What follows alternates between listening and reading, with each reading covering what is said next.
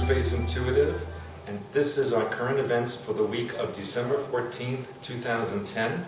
I'm going to be talking about the geological implications for the Earth and what's going on seismically and with the volcanoes.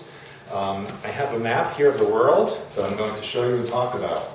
One of the major areas that we need to look at right now is Antarctica and the tectonic border that goes from Antarctica into South America and Africa and Australia. And it's very difficult to show you on this map because they always cut Antarctica off at the bottom. But there's been a lot of movements in the Australian bight between Antarctica and the southern coast of Australia, as well as in the central and western part of the Indian Ocean, where the Indo-Asian tectonic plate meets the African plate. So all of this has been moving very significantly, and these are becoming more numerous and stronger. And as these quakes here in the Southern Ocean and the Western Indian Ocean become more intense, we could actually see tsunamis hitting both the western and southern coastlines of Australia.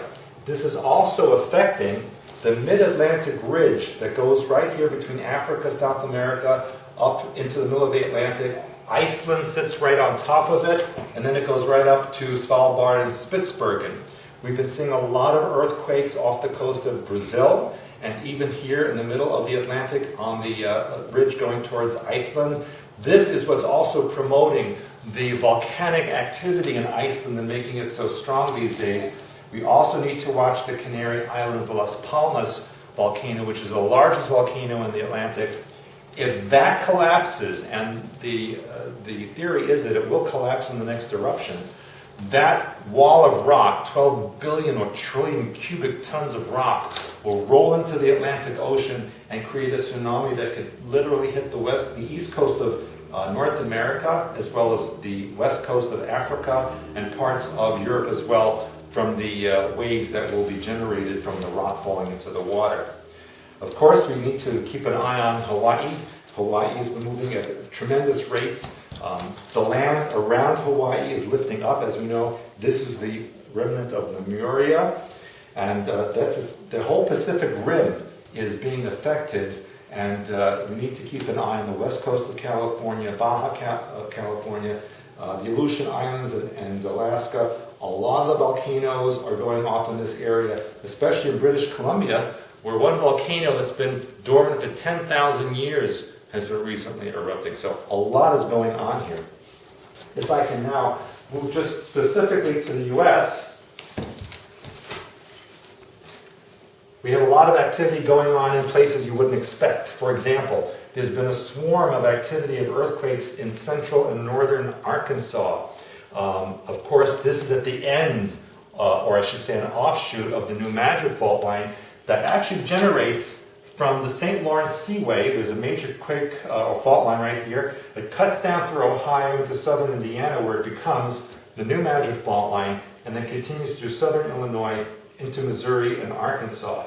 There is theoretically an extension of this that goes through Louisiana into the Gulf of Mexico, and we have in the last few years been seeing quakes off the coast of Florida, Louisiana, and Texas, almost like a triangular formation here. And right in the middle of that triangle is where the BP oil spill occurred, where the ground fractured, and we now know that in this area here in the Gulf, despite what they tell you on the conventional news, methane and oil is still seeping up, contaminating the water, killing all of the wildlife. And that is why there have been no hurricanes hitting the continental United States in the 2010 hurricane season. It has nothing to do with the natural tracks of the storm, but in fact, the government years ago had laid down electromagnetic cables off the coasts of the East Coast and in the Gulf of Mexico and even along the West Coast to divert storms. So as the storms come up, they get pulled away, and as we see on the global map, all the hurricanes that came up this year, which were making a beeline right for the United States, they just curved right out to sea like someone was steering them and turning them away. Same thing here in the southern Caribbean. Instead of hitting Texas, they went right into Central America and pretty much devastated that entire area.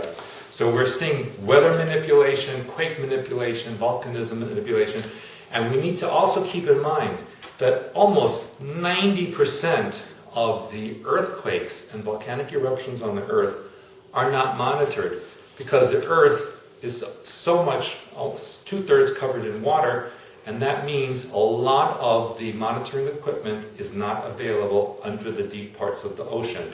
Some of the ocean areas are several miles deep, and there is no monitoring equipment, especially in the South Pacific and in parts of the Atlantic and Indian Ocean.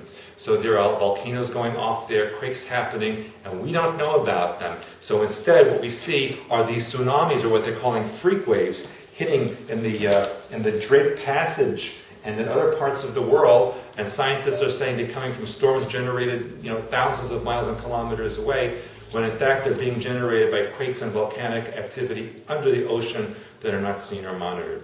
So we need to keep an eye on all of these things in the next few weeks, months, and years.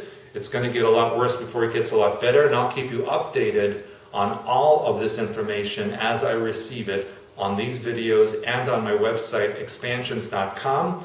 Please go there and sign up for the free newsletter, and we have a lot of products, a lot of information for you to see. Expansions.com. I'd love to see you on there, and sign up for the free newsletter.